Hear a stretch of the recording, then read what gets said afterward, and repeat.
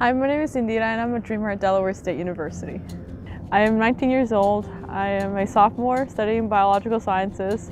I hope to earn my degree and go to medical school and become a pediatric oncologist. So I came to the United States at the age of 6. My parents and two sisters decided that it would be best for us to move to a country that was safe from violence and from gang activity. My parents were doctors in Mexico, and so with them having such a high-profile profession, they were targeted a lot by gang members for the reason that they thought that my parents were wealthy.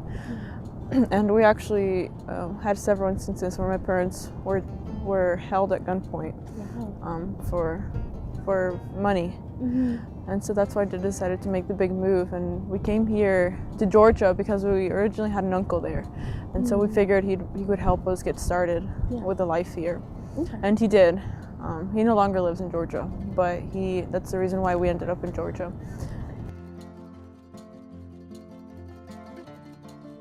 So my parents, with them being doctors, I've always really had a passion for the medical field.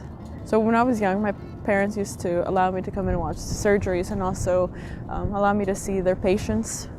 And so I've always had that interest in the medical field, and so I want to become a doctor also because they left that profession to give me a better life and a better future here in the States. And so that's why I'm studying here at Delaware State University, studying biology with the hopes that I can use that degree to continue on to medical school and become a physician. I come from a state where we are not allowed to attend some of the institutions, some of the private institutions, and we also don't receive any type of federal financial aid. And we have to pay 3 times the amount as an American. And so I was forced to look for opportunities outside of my home state. That's why I am here in Delaware. So there's scholarship provided by the Dream at US is a full scholarship offered by a philanthropist named Don Graham. And this scholarship is only open to students living in this locked out states such as Georgia. Yes, I'm the oldest of 7, and it was hard for me to leave home at first, and it was hard making the decision to come here because I didn't want to leave them. And as you know, Hispanic families tend to stay together forever, and so it was definitely hard leaving them behind. But my parents knew, and my siblings knew, that leaving them was for the right reasons. They knew that this was something for all of us that I was doing.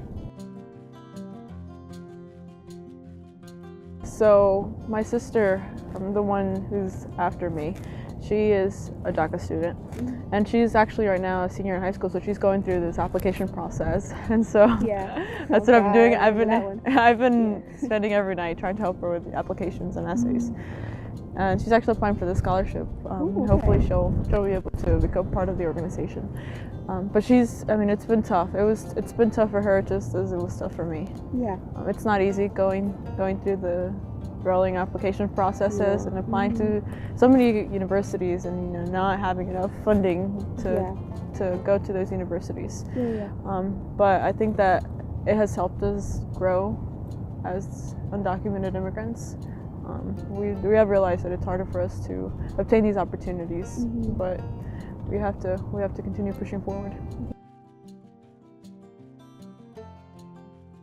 I think it impacts me a lot, being the oldest, with 4 of my siblings being American citizens and the rest of us being undocumented, because my parents think over and over again, what if we have to leave this country?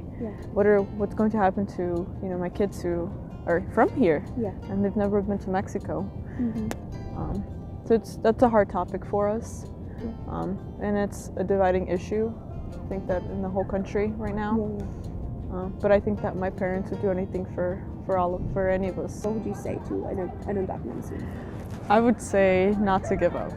I think that's the first step in making sure that you're going to get somewhere and that you're going to succeed, because this scholarship, whenever it was opened, it was around the time of my graduation. So when I crossed the stage, I knew that I didn't really have a plan and I wasn't sure of where I was going to go.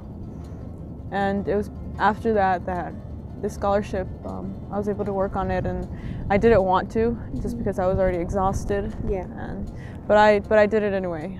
I didn't want to give up. Yeah. And so, if I'd given up, I would have never ended up here. And so I would just say, continue even when it seems like there's nothing else left.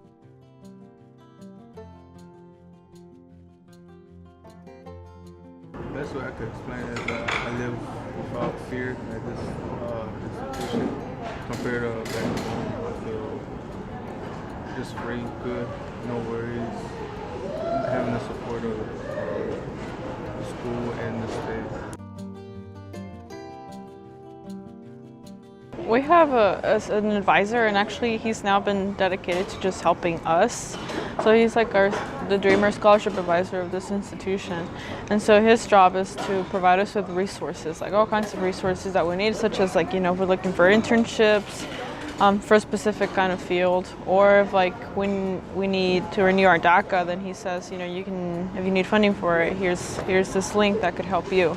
So they provide us with resources like that. Or if we're falling behind on our classes, and he's there to tell us that we need to complete hours so that we can stay on top of our game, so that we don't fall behind.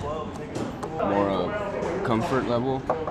This is honestly the first place I've been able to say I'm DACA without feeling ridiculed, feeling in danger for some reason, So I feel like for DACA students it's really helpful and like mentally, because it's the first time you feel a bit welcome instead of just feeling like a complete alien. So it really helps. But the teachers are really supportive too, and we're doing the best we can, and mostly focusing on our school and just trying our best to leave the politics and stuff and just keep them in the back of our heads but not let them overwhelm us. I think I've had a good experience overall.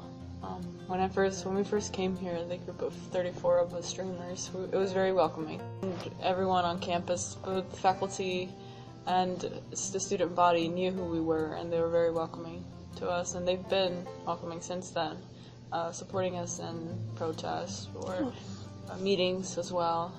And also the institution has been kind to help us financially. And so I'm involved in a couple of science organizations, as well as the Latino Student Association. A couple of friends and I decided that we wanted to include other Hispanics into our group of Dreamers. After graduating, I hope to go on to medical school at Johns Hopkins. They have a very good oncology program, so I hope that I'm able to put my skills and knowledge into that program. And after completing medical school, I really would like to travel around the country and serve underrepresented communities. My name is Indira, and I'm a Dreamer at DSU.